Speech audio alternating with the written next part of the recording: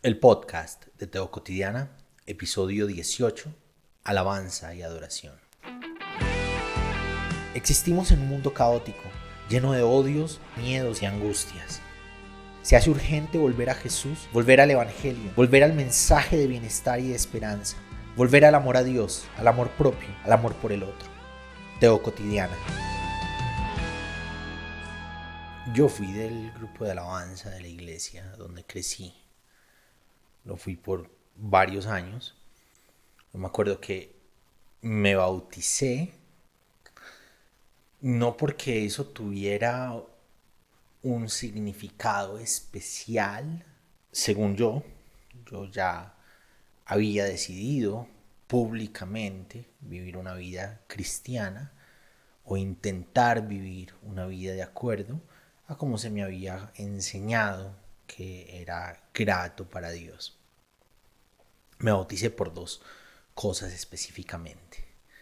Una era la Santa Cena, tomar la cena era algo que me generaba mucha emoción, mucha alegría de todo lo que simbolizaba y significaba la Santa Cena. Me bauticé para poderla tomar y sin embargo no la tomaba mucho porque siempre estaba la amenaza de que tomar la Santa Cena en pecado estaba mal. Y pues en la reflexión interior, en la reflexión consciente de quién yo era y de lo que hacía, siempre encontraba alguna razón para no tomar la Santa Cena. Yo era una persona muy mala, según yo. Y bueno, según algunas personas que se acercan a Dios desde orillas extremas, también yo era una persona muy mala y soy una persona muy mala. Lo importante es que para Dios, para el que de verdad importa, soy uno de los invitados junto con vos, sea cual fuere tu condición, sea cual fuere tu realidad, sea cual fuere tu pecado. Soy uno de los invitados, sos una de quienes están invitados a sentarnos a la mesa, disfrutar con Él, con Jesús, con la imagen visible del Dios invisible, del banquete de salvación. Eso me parece hermoso. La segunda razón por la que me bauticé era porque el cuerpo de la iglesia estaba insistente en que había alguien en el púlpito que no se había bautizado, en el altar de Dios que no se había bautizado, y pues parte del reglamento interno local de la iglesia era que quienes tocaran, que quienes cumpliesen una función importante en la iglesia estuvieran bautizados. Yo ya había comenzado a servir en el púlpito, tocando la guitarra y cantando. No soy bueno ni en lo uno ni en lo otro, pero dadas las circunstancias de las iglesias locales, pues medianamente saber algunas notas y medianamente entonar cuando se está cantando, lo hacía uno acreedor de poder escalar, ¿no?, hasta llegar al púlpito. Yo me la soñaba. Sollar aquí es equivalente a divertirse, a pasarla bien. Yo me la soñaba tocando la guitarra y fue una época muy bonita. Tocar con los amigos, sentir que uno funciona dentro del entramado de Dios es algo muy bonito. Y además los discursos de las iglesias, los discursos de la iglesia local, más bien los discursos de la iglesia en general, ponen en un lugar sagrado, ponen en un lugar sacrosanto a quienes tienen el privilegio de montarse en el púlpito. Es el altar de adoración en la mentalidad de la iglesia. Yo sé que quienes están escuchando entienden un poquito de lo que estoy hablando. Hay una mística de parte de la iglesia al respecto de ese lugar donde uno toca, porque en la mentalidad, en la idea eclesial, eso es el lugar santísimo. El templo local, el lugar de reunión local, hace las veces en la idiosincrasia eclesiástica, de réplica a escala del templo antiguo. Entonces, en la mentalidad eclesial tenemos los atrios, tenemos el lugar santo, que es donde se reúnen las personas. Los atrios es donde se saluda, donde uno se despide, donde se cuentan chistes, donde uno ve a las personas que por mucho tiempo no ha visto, por una semana no ha visto, ve a las personas que uno quiere, porque pues uno creció en la iglesia, los amigos son de la iglesia, entonces los atrios es el lugar de encuentro. Luego está el lugar santo, que es donde todos nos sentamos a recibir la presencia de Dios por parte de quienes están en el lugar santísimo, que son los sacerdotes y los levitas. Hemos trasladado un montón de lenguajes de la antigüedad para aplicarlos en nuestra contemporaneidad al respecto de la iglesia, y eso genera unas verticalidades, ¿cierto? Entendemos que mientras más cercanos estemos al púlpito y lo que se hace en el púlpito, más cercano se es de Dios. Así es como se configura usualmente en cómo la iglesia se piensa y piensa el lugar de reunión.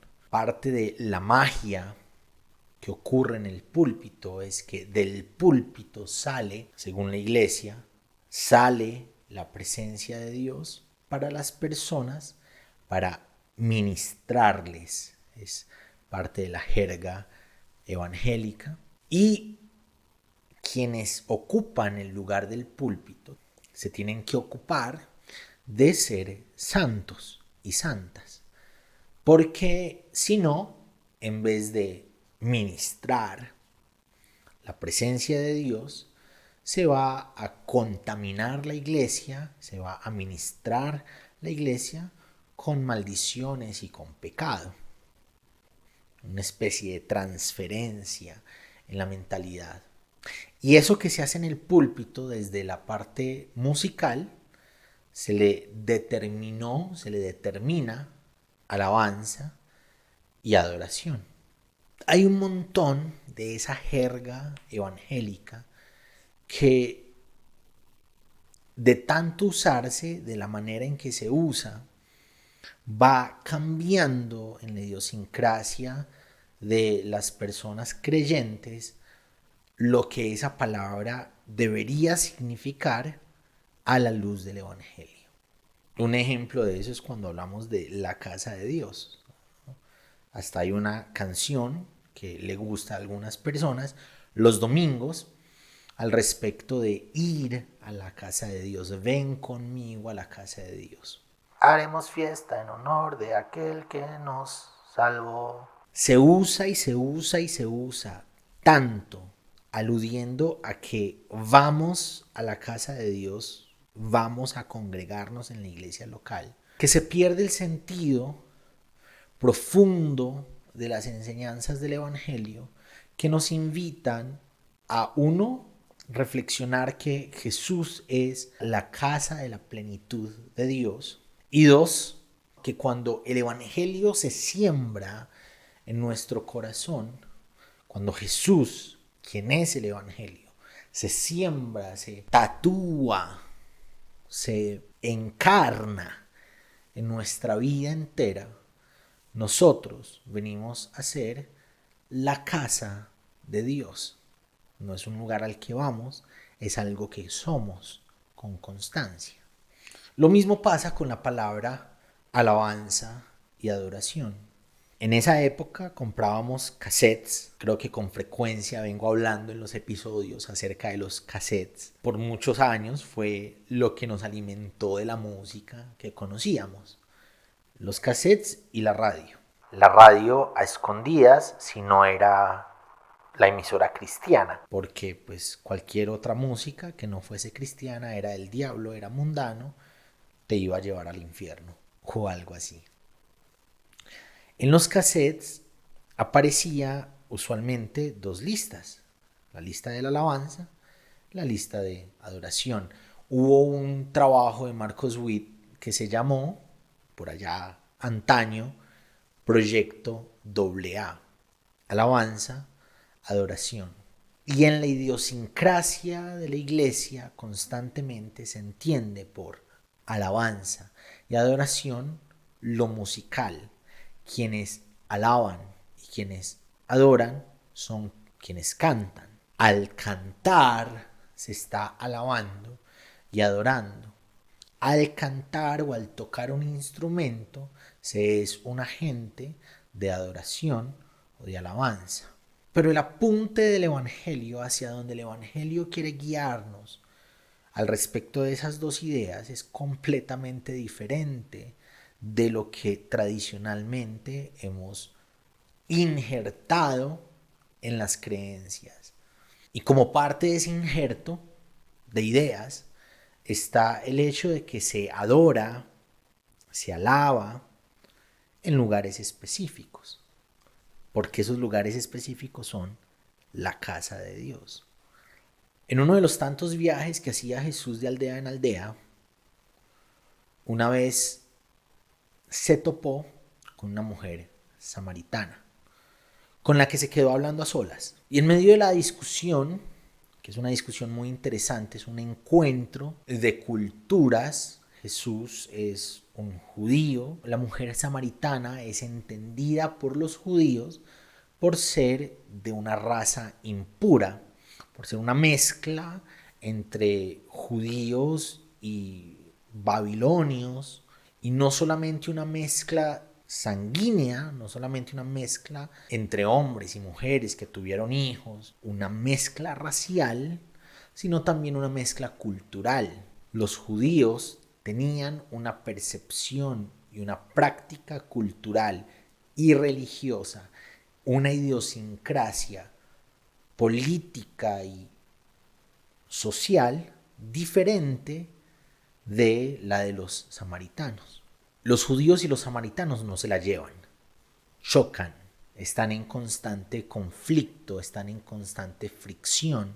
Los judíos hablan mal de los samaritanos por ser una raza impura, por ser diferentes, por adorar de maneras diferentes, por adorar en lugares diferentes, porque los judíos habían entendido, y eso pasaba tradicionalmente de padres a hijos, de hijos a nietos, y así una y otra vez, que el lugar de adoración, el único lugar de la adoración, el lugar por excelencia donde se adora, era el templo de Jerusalén.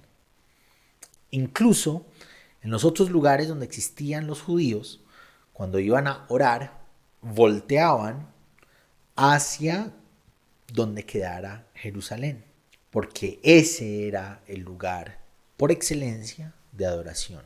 Los samaritanos, en cambio, adoraban en el monte Gerizim, porque tradicionalmente habían aprendido, y eso pasó de padres a hijos, de hijos a nietos, que el lugar por excelencia de adoración era el monte de Gerizim. Y en medio de toda la conversación que Jesús está teniendo con la mujer, comienzan una disputa que es profundamente teológica. Jesús, la gran teología de Dios, Jesús es el logos de teólogos, entra a discutir con una mujer samaritana acerca de cuál es el lugar de adoración. Ella insistía, como había aprendido de su papá y de su mamá, como sus papás habían aprendido de los papás de ellos, de las mamás de ellos, que el lugar de adoración por excelencia era el monte de Gerizim. Y Jesús insistía, como había aprendido de su papá y de su mamá, y como ellos habían aprendido de sus papás y de sus mamás, que el lugar de adoración debía ser el templo.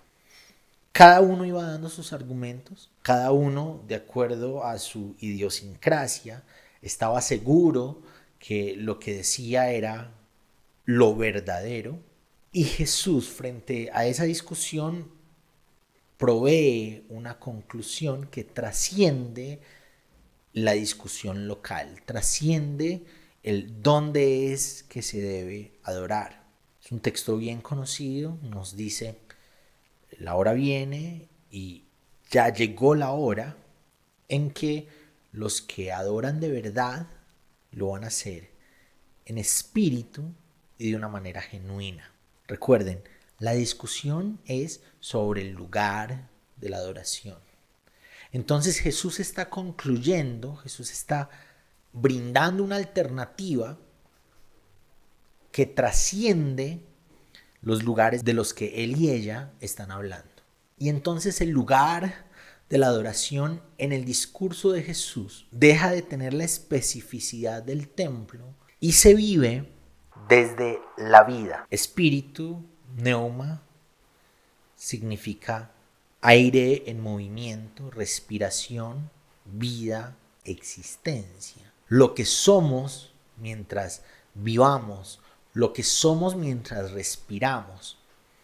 Ese es el lugar de adoración que Jesús está anunciándole a la mujer samaritana. Ya no se trata de este templo, ya no se trata de este otro lugar, se trata de donde sea que respiramos, allí podemos adorar. Adorar es reconocer el lugar, las características, la grandeza, si se quiere, de Dios. Reconocer su posición al respecto de la mía. Reconocer sus ideas al respecto de las mías. Su grandeza en medio de nuestra bajeza. Y en la cristología, por ejemplo, de la revelación apocalíptica, vamos a encontrar a las personas adorando, reconociendo las ideas, las características, la grandeza del Cordero. Cuando las personas estaban escuchando, cuando leían esos textos sobre el Cordero, inmediatamente su imaginación se va a los relatos de Jesús, de quién Jesús era, de cómo Jesús era, de las experiencias de las personas al respecto de Jesús, de las enseñanzas, los ejemplos que brindó Jesús, en medio de todo lo que Jesús era con las personas y en medio de cómo esas historias impactaban la relación de las personas con el Jesús vivo, que permanecía vivo, que existía vivo en medio de las comunidades. La adoración a la que se nos invita a través del Evangelio tiene que ver con reconocer a Dios, su obra, su grandeza, su importancia en medio de lo que somos, en medio de lo que hacemos, en medio de lo que vivimos. Hace unos días estaba caminando con mi hijo. Ese fin de semana yo estuve a cargo de él. Mi esposa estaba haciendo otras cosas en otra ciudad. Entonces yo tenía que cuidarlo. Fue fin de semana de chicos, así las llama él cuando nos quedamos solos. Y se emociona mucho porque vamos a cine, porque salimos a comer, porque salimos a jugar. Es su fin de semana. Y en una de esas íbamos caminando. Yo tengo que concentrarme demasiado para no dejar cosas en el camino, para que todas las cosas estén bien, porque tengo muy pocas capacidades de concentración. Mi esposa es mejor concentrándose y organizando todo. Yo me pierdo, dejo cosas, olvido cosas. Y veníamos caminando hacia la casa y mi hijo me mira y me dice: me has cuidado muy bien por estos días, papá. Estoy orgulloso de ti. Y me dio un beso y seguimos caminando. Dazo, se me subió el alma a la garganta, como que uno siente por aquí que ya va a estallar en llanto o algo así. Y se me fue la mente a la idea de adorar a Dios, a la idea de admirar a Dios, a la idea de reconocer a Dios. Y pensaba en la naturalidad con la que Ariel estaba reconociendo que lo estaba cuidando bien y cómo él estaba admirando eso, cómo estaba rindiendo honor al hecho de que notó que su papá lo estaba cuidando. Me imagino que nota el esfuerzo. Es muy fácil de notar el esfuerzo que hago. Y pienso en todo el discurso de obligatoriedad en el que hemos enmarcado alabar a Dios, reconocer a Dios, adorar a Dios. Hay que hacerlo porque Él es bueno. Hay que hacerlo porque Él es Dios. Hay que hacerlo porque pues si no se va a enojar y nos va a mandar a todos al infierno, pues porque Dios está esperando siempre que alguna de las cosas que hagamos o digamos o somos se equivoque para podernos mandar para el infierno, porque pues ese es el Dios que se proclama en muchos discursos. Pero el Dios en el que yo creo es un Dios papá, por eso me es muy fácil relacionar algunas experiencias con mi hijo con la obra y la acción de Dios o lo que Dios quiere enseñarme o lo que Dios quiere darme a entender. Y pensaba en eso, en los cuidados que Dios naturalmente como papá nos regala, en el hecho de que Dios como papá naturalmente nos provee, nos cuida, nos acompaña, nos aconseja, nos abraza, nos perdona. Cuando digo nos perdona se me atraviesa la imagen de el papá del relato de Jesús con el que Jesús mismo está pintando cómo es Dios como papá. El hijo que desperdició toda la herencia que el papá le había dado. Culturalmente ese papá podría haberlo matado, apedreado, castigado con dolor y muerte. Y lo que hace es abrazarlo, perdonarlo, tener misericordia de él, revestirlo de hijo. Y cuando me voy a los textos de la antigüedad, cuando las personas están reconociendo las acciones de Dios en favor de ellos, pienso en la naturalidad de el día a día en el que las personas lograron notar Dios nos está cuidando. Por lo menos así lo entendían.